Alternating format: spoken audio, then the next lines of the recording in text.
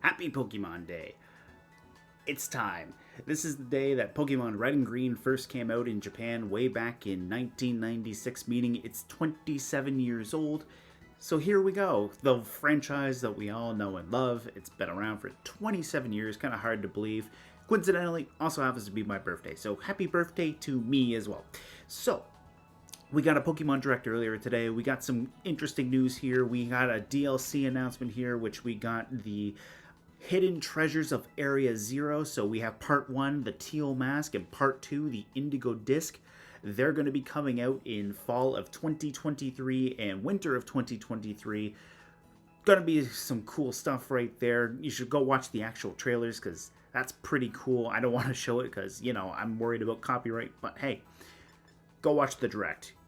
It's a little over 20 minutes. It's a good time. If you've already watched the trailer, I hope you guys are as excited as I am. So let's get into the whole point of why I'm talking about today, or what I want to talk about today, and that's the two brand new Paradox Mons, because I just freshly caught them. We got Walking Wake, the ancient Paradox Suicune. So basically, Pokemon finally answered the question, are they cats, are they dogs? No, they're lizards. Or at least Suicune is, because, Suicune is very clearly a lizard right here. It's got two tails, webbed feet. It don't look like a dog. It don't look like a cat. It's a lizard. And going back to some Johto lore, too, back in Gold, Silver, and Crystal, and therefore Heart Gold and Soul Silver, if you go into the Burn Tower, they talk about how 3 Pokemon died in a fire, and then Ho-Oh brought them back as the forms of Suicune, Entei, and Raikou. Maybe this is what they always looked like. Or they could have looked like something else, but hey, in DLC, I wanted to see a Paradox Raikou and Entei to see if they're also lizards.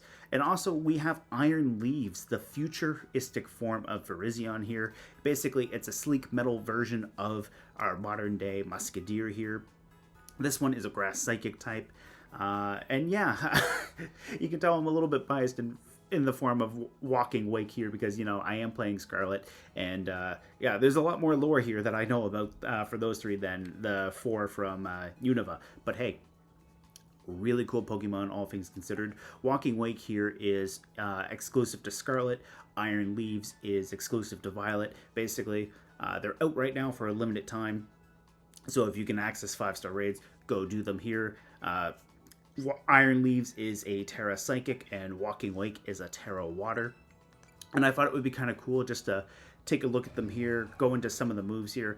We won't talk about any particular battle strategy as of right now, though, because we'll give websites some time to catch up and figure out all the moves. But I figured what we could do is, since these guys are up to level 75, we have a good idea of most of their regular level up move pool, so we could talk about those there. And then when the dust settles and everything's all finalized, everyone knows what TMs these guys are using, you can do that. Or you can also just go right into Cerebi and Smogon and see if they already have them. You could do that too, but hey, if you're here watching my dumb face, I appreciate that. Think of it as a birthday gift to me. So, with Walking Wake here, we have Hydro Steam, which is its signature move. And basically what Hydro Steam does is it ignores the power weakening drop from Sun on water type moves. And in fact, it actually gains Stab on Sunny Day. Or rather, it gains a a power boost.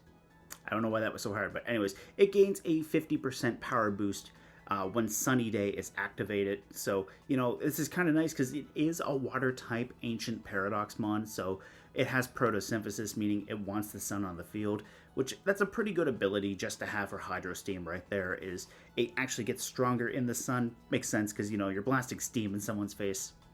That got violent there. But yeah, anyways, we have Dragon Pulse for some Dragon type stab. We have Noble Roar. We have Flamethrower. So basically, we have water type damage, we have dragon type damage, we have a means of lowering your opponent's attack and special attack. We have Flamethrower for some coverage. When I did this in raids, what I did was I brought a Miraidon, and I actually played this 2-player, and a Gastrodon. So basically here, I just used Gastrodon to clear smog myself for my Miraidon. If Walking Wake went for Noble Roar to lower my Miraidon's power, and basically I just went Electro Drift and Electric Terrain for Burr, but you know what? You could probably go through and use some good hard-hitting Electric type moves, or Fairy type moves. Maybe you have an Azumarill with Belly Drum, Play Rough, maybe an Iron Hands, Belly Drum, Drain Punch, and Thunder Punch. That's probably going to be pretty easy right there, but let's just jump into some moves here and see what else Walking Wake has. So we have Sunny Day, naturally, like all of the Ancient Paradox Mons. We have Hone Claws, Outrage, Dragon Rush, Breaking Swipe, Dragon Breath, Water Pulse, Bite, Leer, Roar, Twister, and Aqua Jet there. And looking at the stats, and this is just without any hyper training or anything, it looks like what Walking Wake wants to do is it wants to be a fast special attacker. We have our highest stat here with 215 in the special attack. We have a 171 with a speed hindering nature, and this just lucked out that I got sassy nature, so if I switch this over to timid, it's gonna go further. So anyways, that's mainly my thoughts on the Walking Wake as far as my first impressions go. And just look at it, it's also got like those same kind of horns that Fluttermane has, just past that mane. And you know what, this thing here, that's a majestic looking mane right there. I'm just going to take a moment to appreciate that. I hope you guys are as well. This thing does have two tails, which is kind of cool because you can kind of see how those become like the ribbons for Suicune. So I really like the design here. Now let's talk about Iron Leaves.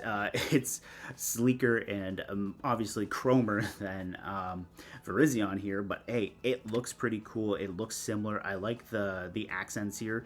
Grass Psychic is kind of a nice mix-up to Grass Fighting because now you're no longer 4 times weak to flying types, although you do trade that in for a 4 times bug weakness. But hey, Psychic is kind of nice. It's kind of looking like it wants to be a physical attacker. Of course, this one just happened to be a calm nature, so when I battled this one in raids here, it ended up getting a special defense boost instead of an attack boost, which was kind of nice for dealing with it here. This one I ended up using Armor Rouge as one of the partner Pokemon here to take it out. And what else did I use? Oh, Golden Go. I used Golden Go because when in doubt, go for Golden Go. Yeah, so I used a combination of Golden Go and Armor Rouge there to take this down in raids here. Because, you know, 3 Nasty Plots, Shadow Ball, it makes it really manageable. If you want to try to solo this thing, I recommend Golden Go. If you're playing with some friends and they don't have a Golden Go and you do, Golden Go Armor Rouge makes a good combination here.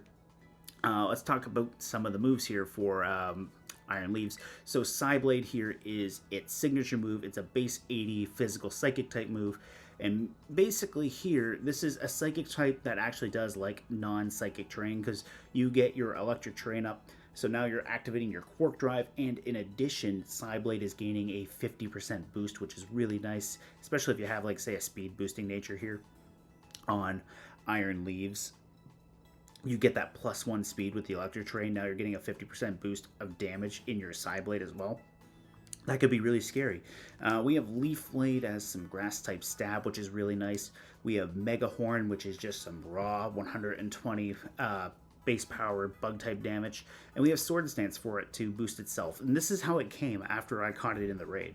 So jumping into some of its moves as far as level 1 to level 75 goes, we have Quash, we have Electric Terrain. As you know, like all the future Paradox Mons, they all get electric terrain.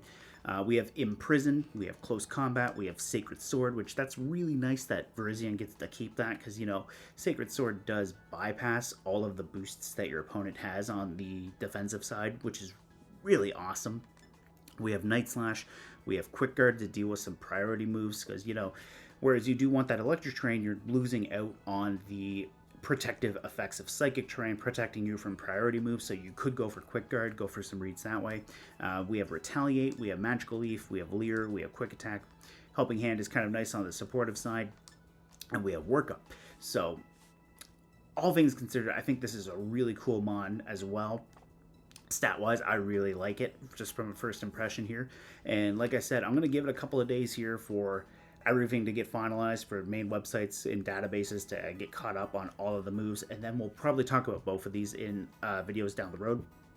But yeah, anyways, these are mainly just my first impressions on the newly released Iron Leaves and Walking Wake. If you haven't connected to the internet with your Scarlet and Violet yet, you should probably do so sooner rather than later so you get access to doing these guys in the raids. Anyways, guys, that's mainly it. Once again, happy Pokemon Day.